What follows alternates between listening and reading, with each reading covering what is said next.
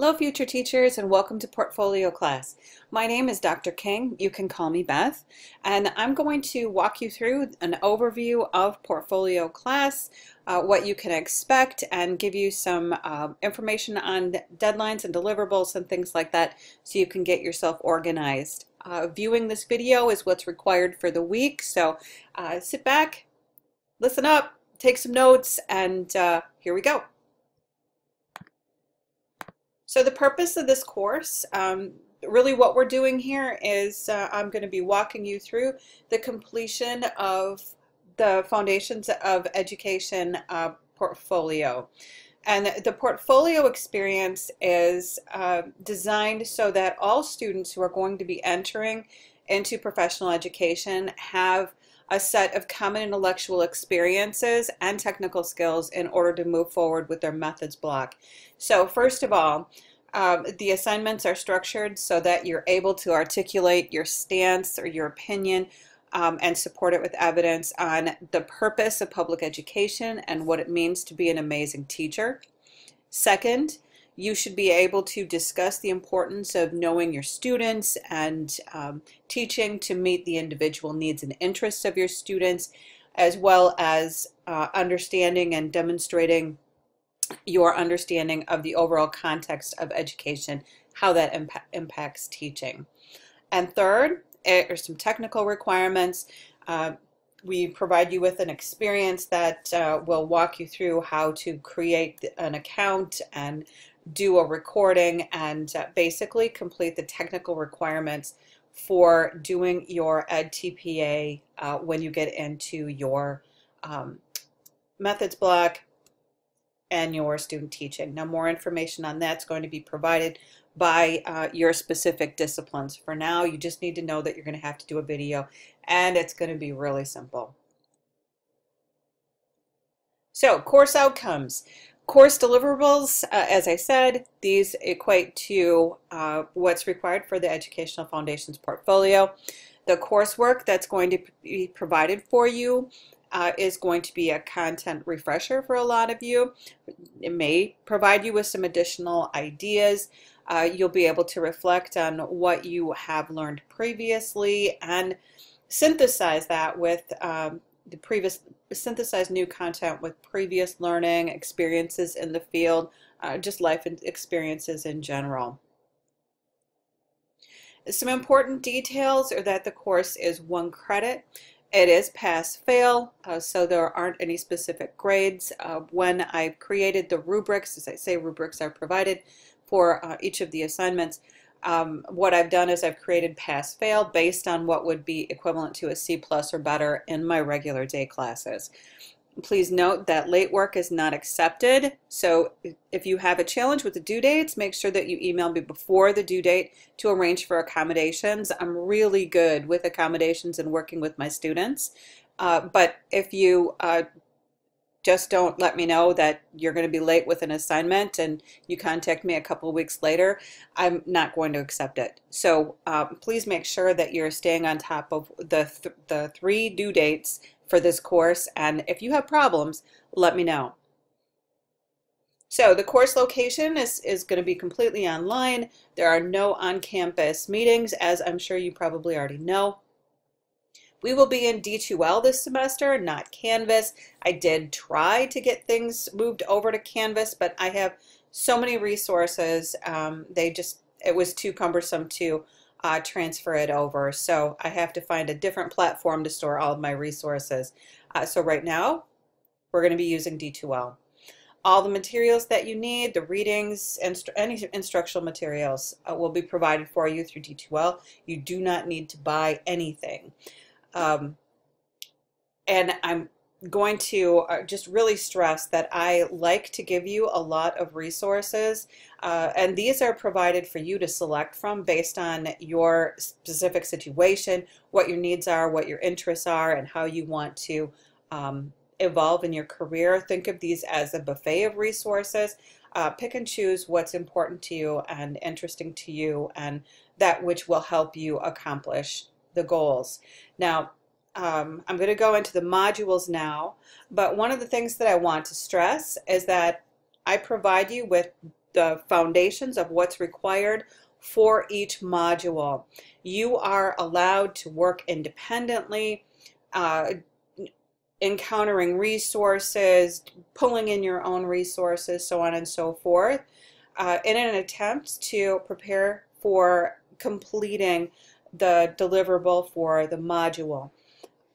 In the past, I've included online discussions, I've included a variety of other learning activities, and I have found that most of the students in my class, in my portfolio class, really appreciate the opportunity to peruse the resources, reflect, and then write their assignment, and that's what most of you prefer. And so I've provided some deadlines to structure the workload, but here is Module 1, and what you can expect from Module 1 is that we'll be covering contemporary philosophical approaches to education and teaching.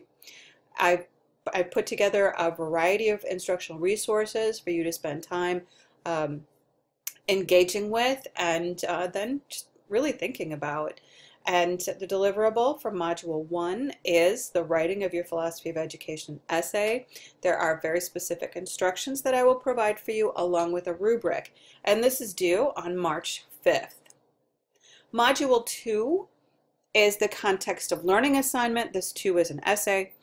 Again, instructional resources on teaching in a pluralistic society along with culturally relevant pedagogy will be provided for you, and I highly encourage you to access those resources and spend some good time thinking and reflecting, and then put together your context of learning essay. Again, specific instructions and a rubric will be provided. This will be due on April 19th. Module 3 is a technical skills assignment. Now, it's called a teaching demo, and the objective is recording and uploading a video to this TaskStream account. I'm going to give you an overview, and then I'm going to talk about this just briefly. So, what you will be doing is you will be creating a TaskStream account. This is the platform that we use for our students to upload videos that are used with the EdTPA assessment. Typically these videos involve actual classroom recordings demonstrating your teaching. We will not be doing that in this course, but you're going to learn the technical skills to do this in the future. So you'll be creating a TaskStream account, so you've got that ready for yourself when you get into your block courses. Then I've got a how-to video on producing your video and uploading it to Watermark. Now this is produced by John Spike, who is our Director of Technology for the College of Education.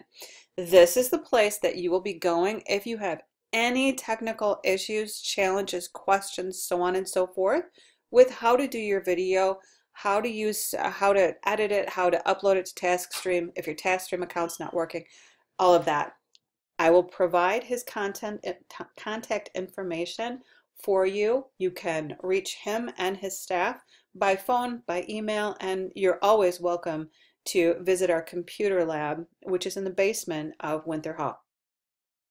So I'm going to ask you to create a 10-minute recording, and I've said more information is forthcoming, and I'm going to make this very simple. I want you to record something for 10 minutes, preferably something with you in it. What we do typically is we have you do a teaching demo where you're in a classroom with students. We provide you with permission slips so parents can sign off and give you permission to record their students. And then you go through that video, you find a 3-minute clip that really showcases you getting the students engaged in their learning. You clip it, then you upload it to TaskStream. We don't do that in the portfolio class because not all of you are actually in a learning environment like our observation and participation field placement.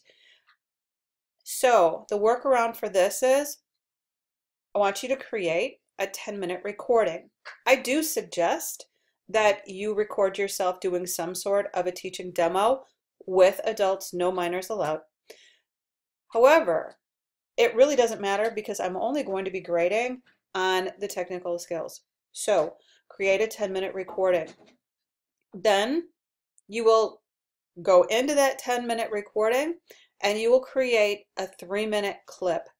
You will do no more editing other than clipping the video. That's it. Clip the video, save it. Then you will upload that 3-minute approximately. I don't care. It can be 2.5. It can be 3.5. 3 minutes is a general guide. You'll upload that to TaskStream, and then you will make sure that you hit submit so I can actually look at it.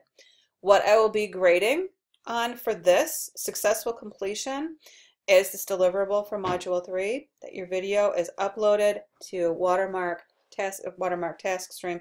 Watermark is the parent company. TaskStream is the individual the individual thing that we'll be using. And as long as I can grab your video and it plays, you have passed. This is due on April 30th, and you will be receiving information on what your TaskStream account is, how to sign up for it, and all of that. It'll be provided for you. This typically, just so you know, this typically is one of the most challenging things that students do in portfolio class. So please know that this can be a little challenging, and be prepared to call the computer lab if you do have any questions. So in conclusion, the contact information for me is, again, I'm Dr. Elizabeth King. You can call me Beth or Dr. King. The best way to contact me is through my campus email, kinge@uww.edu. I am with my computer almost all of the time, so contact me through email. Please don't just drop by my office. I do a lot of online teaching, so I'm not in my office all of the time, but email me, and I'm happy to answer any of your questions, and I'm happy to support you in every way that I can throughout the duration of this course. So I look forward to working with you all.